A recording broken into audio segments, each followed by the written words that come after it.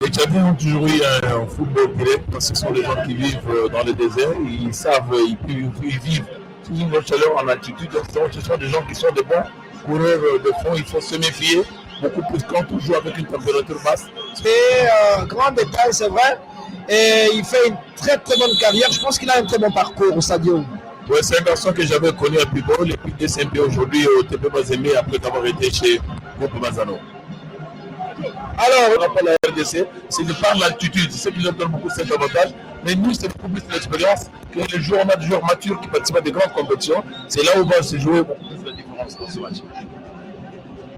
Joueur, il y a pratiquement 6 Tchadiens dans la surface de réparation. Le ballon est parti. Ouh! Ah, mais c'était bien joué intelligemment.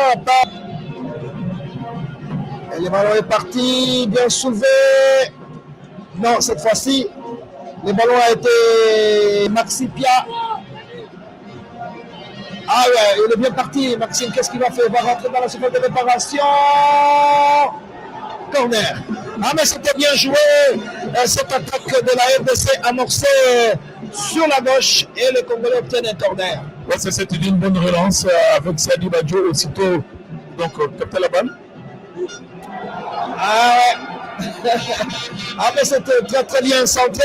National qui participe à la CAN. Ici, nous sommes au niveau du Chan. Attention. Miché qui va repartir avec Boka. Boka. Ah oui, belle combinaison. Maxime va partir. Impossible. Pour le moment. Les Tchadiens se placent bien, se positionnent très bien dans leur défense. Et le ballon est récupéré par Sosé Zenanga. Encore centre. Beaucoup de centres congolais échouent sur la défense tchadienne, Guillaume. Pas bien travaillé, bien ajusté. Donc Makousou était très bien positionné au niveau de l'axe entre deux défenseurs. Attention, Issa Manteko qui va soulever pour encore une tête tchadienne. Ah oui, 68 kilos.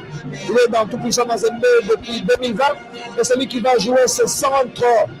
On va voir pratiquement 7 joueurs congolais sont dans la surface de réparation. Alors que l'arbitre prodigue des conseils au mur. Tchadien dit attention. Sans doute que vous êtes dans la surface de réparation. Si vous contrôlez de la main, c'est un penalty. Alors là, c'est Philippe Kinzumbi qui va se charger de jouer. On remarque Marc Makousou. Le ballon est parti. Oh, c'était bien dévié. Malheureusement, c'est passé à côté. 25 minutes de jeu, 0 pour la M. Et le ballon va repartir côté gauche avec Maxi Pia qui revient sur Boka. Boka qui va soulever. Ah, il joue bien. Il faut arriver. Attention, Guillaume, sur ce centre. Voilà, c'est bien joué. C'est une très belle combinaison. On joue quasiment à la 27e minute de jeu. La République démocratique du Congo qui ouvre le score avec Jean-Marc Makousou. Jean-Marc Makousou, c'est un buteur connu. Ah, il doit être blessé, Jean-Marc Makousou, qui a 27 ans. Makousou, son papa Makousou Jean-Willy et sa maman Betou Yvette doivent être très très contents en cet instant. Leur fils vient de faire la différence.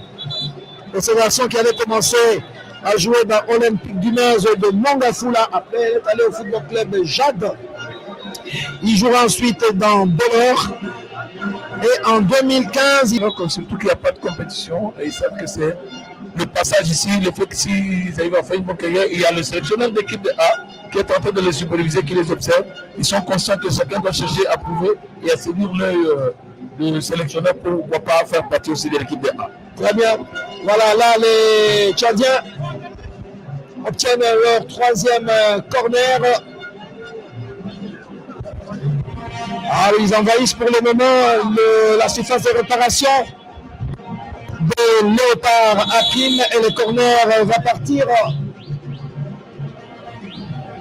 Bien joué de la tête, pas de problème pour Siadi Badjo national. Hein? Ouais, parce que c'est parmi les rares meilleurs footballeurs professionnels que l'Afrique a connu à cette époque, dans cette génération. Voilà, Guillaume Ilunga, nous sommes à la mi-temps ici au stade de Martyr 1 pour la République démocratique du Congo. Province, où j'aime bien le port de Matadi. Si vous avez un week-end de libre, en tout cas, je vous conseillerais de passer par Matadi avec ces collines, c'est toujours beau. Nous répondons donc compétition continentale, celui qui a l'habitude d'aller toujours le plus loin possible. C'est bien pour vous que le point est revenu, parce que ça prouve que la rivalité sera rude et à Kinshasa et à Lubumbashi. Bravo au gouverneur du Katanga qui fait Jacques qui fait du bon boulot aussi. Hein. Ça, c'est vraiment impliqué. Ça, c'est un de notre délicatie. Ah, il est délicat. Voilà. Non, il est à Kinshasa et avec tous les amateurs qu'il a connus quand il est venu sur la couverture au sein de l'Organisation du Congo, il n'a pas voulu participer à tous ces raisons.